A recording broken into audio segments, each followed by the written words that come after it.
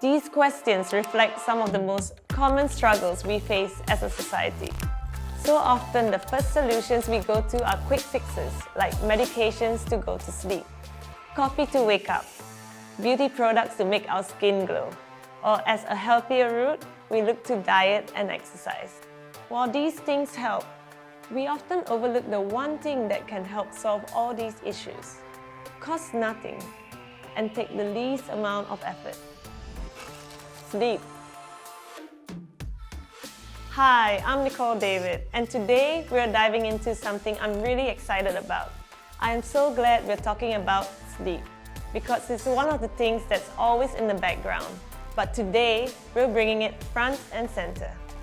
During my career as a squash player and pro athlete, there was a lot I learned about the benefits of sleep to keep me in shape, mentally and physically, and to make sure I deliver my best performance on court. But even now, I've transitioned to a non-athlete lifestyle of running my foundation and coaching the kids. I need even more energy to get through the day, and everything sleep-related still applies. I struggle with issues just like anyone else. With AIA Voices, we're answering the questions that bother you most. So I'm going to talk to a few experts to help me dig deeper and learn a bit more about sleep and why it's so important. Let's go.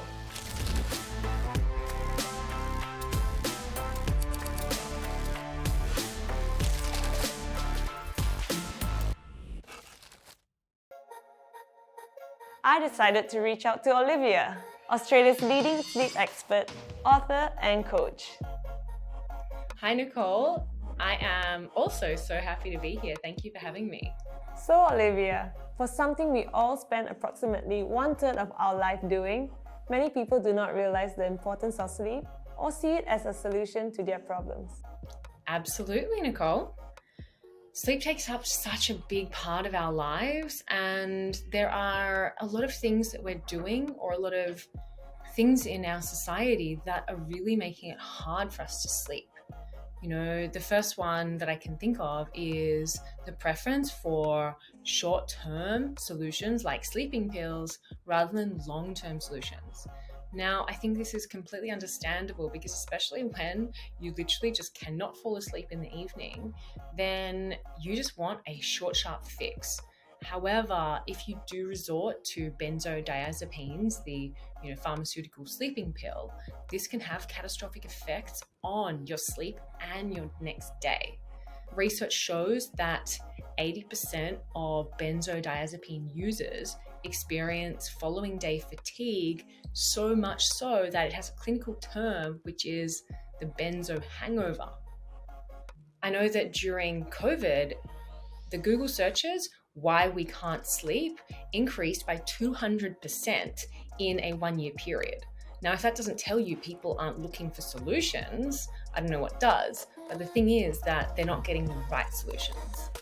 So, it's obvious, there's a bigger story to dig into here, from societal norms to a general lack of education. Now, I want to get into the real effects of sleep on our physical and mental health. I think another really important element in the science of sleep is understanding what happens to our body when we're actually sleep deprived. Physically, 70% of human growth hormone, the key catalyst for cellular repair and recovery, is produced in slow wave sleep.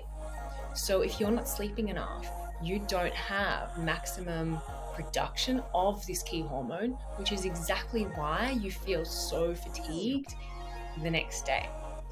Outside of that, cognitively, there's a neurotoxin called beta amyloid, which is usually detoxified in slow wave sleep. If this neurotoxin is not detoxified, it contributes to brain fog, memory loss, and long-term, even Alzheimer's disease. The third factor in lack of sleep is our emotions. There was a study that found that stress hormone cortisol increases by 37% after 1 night of lack of sleep. As a result, you will feel anxious, wired, unable to switch off. But what about the impact on our mental health? We all know sleep is physical, but I don't think mental wellness is an area most people think about. And I've got just the person for that. Joining us from Singapore, Asher Low is the founder of a non-profit providing mental health treatment to youth and has an extensive background in social work for mental health. Asher, thanks for doing this. Hey Nicol, thanks for having me.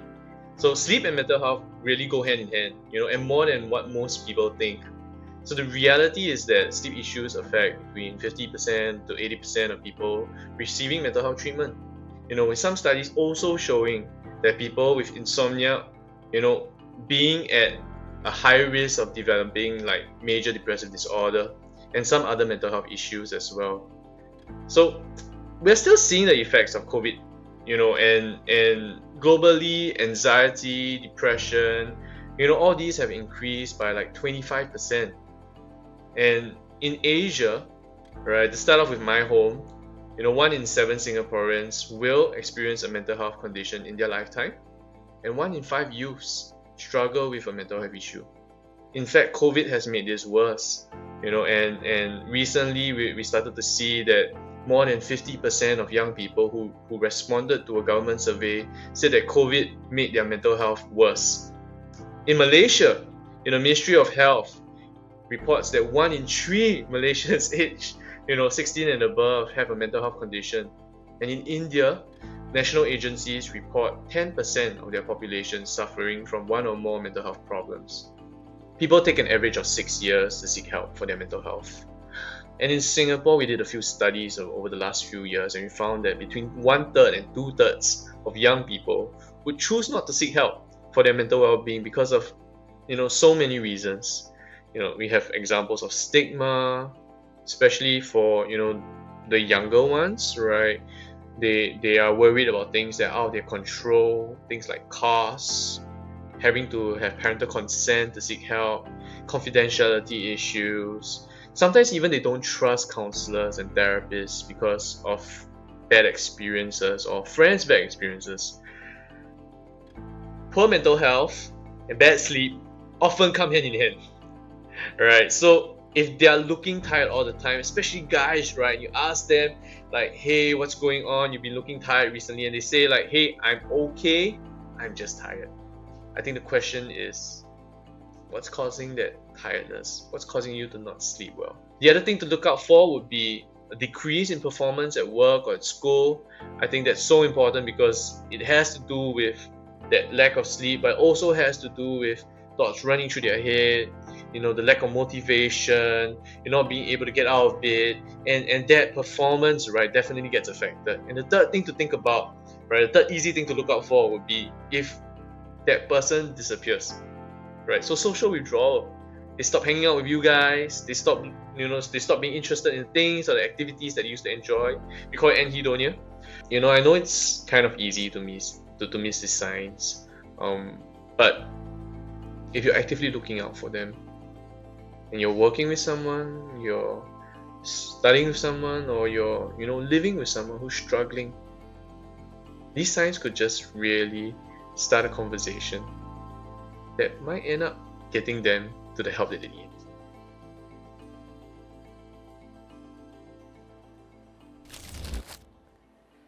So, all this great information brings us to a very important question. Why aren't people getting enough sleep when it clearly has benefits and plays such a critical role in our lives? Earlier, I got to speak with a leading psychotherapist, Kate Yijia. She had some fascinating stuff to share. Hi Nicole, nice to meet you and thank you for having me here. I'm Kate and I'm a psychotherapist. I've been working with infants, children, adolescents and their caregivers for the last 13 years.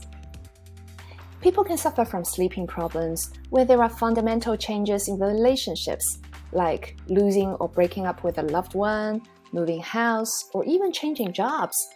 Sleep also has the opposite effect, where a lack of it negatively impacts those around us, like parents with newborns. They get irritated, which may threaten their relationship and continue to affect their lives outside their homes, like in companies. As a psychotherapist, one of my first questions is to ask about sleep when it comes to a child's development issues. Lack of sleep does not only have negative impacts on their physical growth, but also on social and emotional interactions. They will find it more difficult to achieve self-regulation, which is the capability to calm themselves down when they have negative emotions. We see shorter attention spans, their executive function may be deprived, and that makes children not being able to even finish their homework. And their impulse control function will be decreased.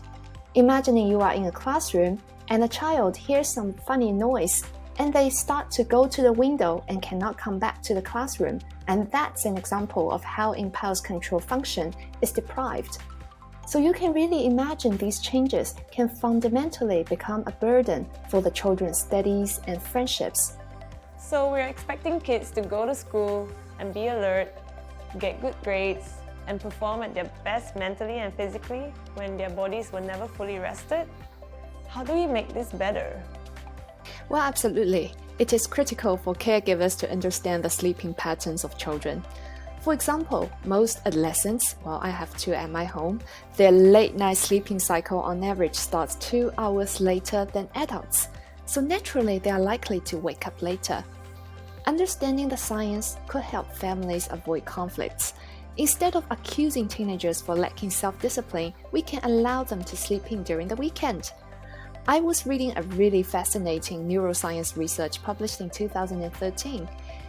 When we go through sleep deprivations, our brain function changes are almost equal to the effects of encountering anxiety. In China, there is an idiom to describe one's diligence called 废寝忘食, which means giving up sleep and forgetting to eat in order to achieve your goal. Now, I personally disagree with this term, and here's why. When you sleep, your brain will use this restful time to clear away useless memories, such as we may randomly cross by a tree in the morning, in order to retain key information we've learned while being awake. It repairs and recovers vital brain functions, which all helps to fuel our development. In my eyes, a high achiever is always a wise sleeper. Here are a couple of tips on how to improve your sleeping habits. To make sure you and your family have a good night's sleep, try to find the right sleeping environment. This might mean finding the perfect room temperature, the right quality of bedding, and even defining bedtime rituals that encourage sleep. Something as simple as 1 more hour of sleep can make all the difference. Let's all take a deeper look at the importance of it and aim for a healthier future, not just for ourselves, but for those around us.